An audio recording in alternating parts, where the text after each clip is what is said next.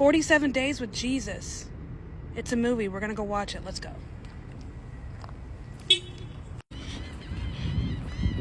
Many of y'all have probably never heard of this. I found out about this on Instagram like 2 months ago.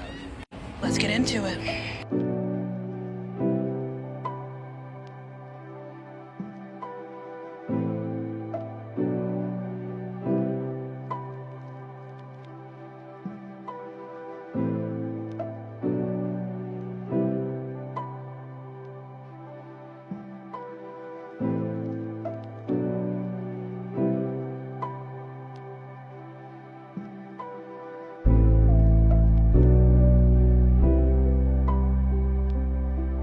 Alright,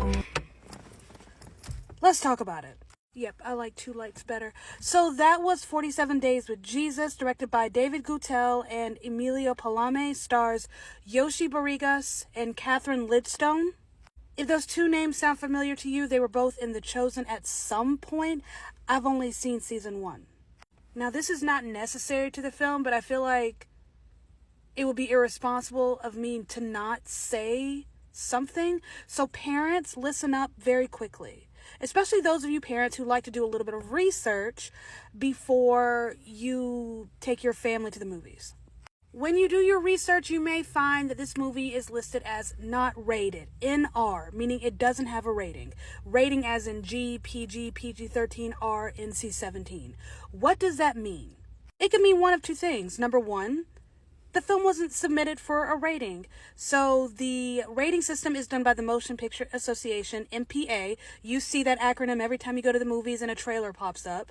That system is 100% voluntary. It is not required. So films do not have to be submitted for a rating. Number two, the film in question doesn't meet the bare minimum requirements for R. So instead of risking an NC-17 rating, they might, run the risk of a not rated movie. So NR. Now I say run the risk because a lot of theaters won't show not rated movies. No matter whether it's something like this, where it's benign, Jesus movie, or it's something like The Libertine with Johnny Depp that I saw however many years ago that was not rated. Fun little movie fact for you today, but parents, I hope that helps.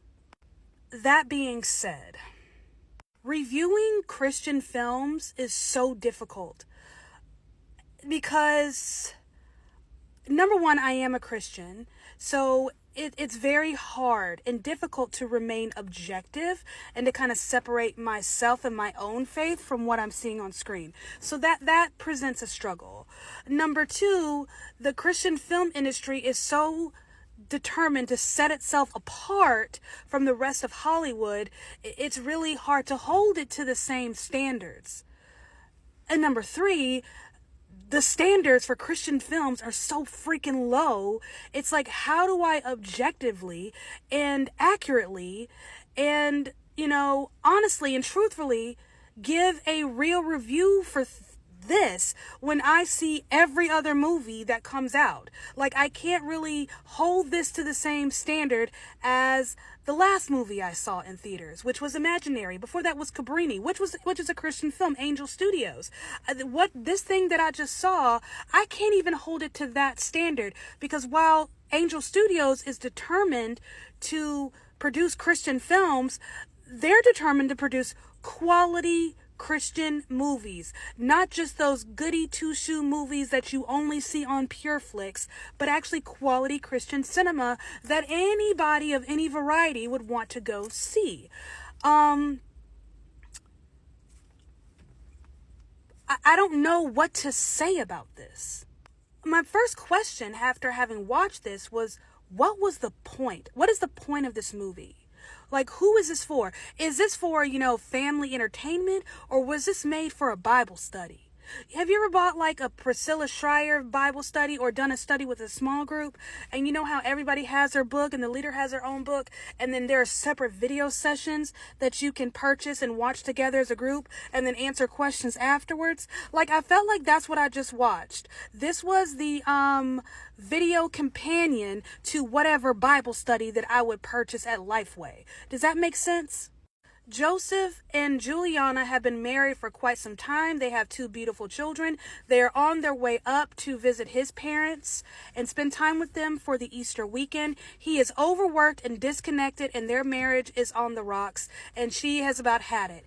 And as it turns out, while on this trip, he lands the deal that he has been wanting to land for forever, but the meeting to pitch this idea is going to be on a Saturday, aka, the Saturday before Easter, and now there are problems. They make it to his parents' house. His dad is really sick. It looks like he has some kind of cancer, issues with his lungs. And as the children are going to sleep, he starts telling them this story that he wrote, so to speak, called 47 Days with Jesus, based on the last 47 days of Jesus's life on earth. So starting at Palm Sunday, going until he, ascends into heaven. So we have 2 stories going on in this movie. We have this family story about this, marriage in turmoil and, what needs to happen there. Plus we're seeing this story come to life of Jesus starting on Palm Sunday, going into, the crucifixion, resurrection, and all that jazz. Stay with me.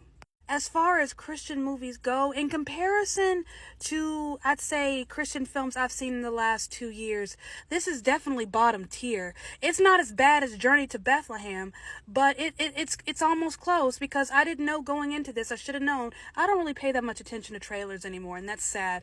But this is part musical. The story part, the Jesus story part, is a musical.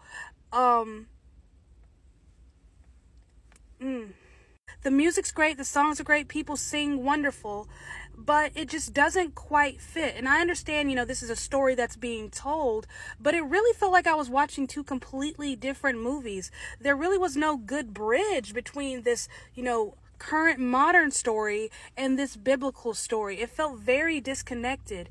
And looking at what the family was going through, and then this Easter story that we're learning, how does this connect?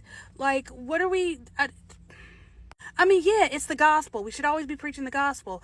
But at the same time, I'm sure there was another story within the Bible that could have bridged well with the story that's happening in modern times. It felt very disconnected. Is the movie any good? No, of course not. Typical Christian, film. Message heavy, low quality. Subpar script. The acting is just okay. The dialogue is so funky. The blocking is so funky. Camera work, lighting, angles, cinematography, all very basic. It's just this movie has a message that it wants to preach, and that is the sole focus.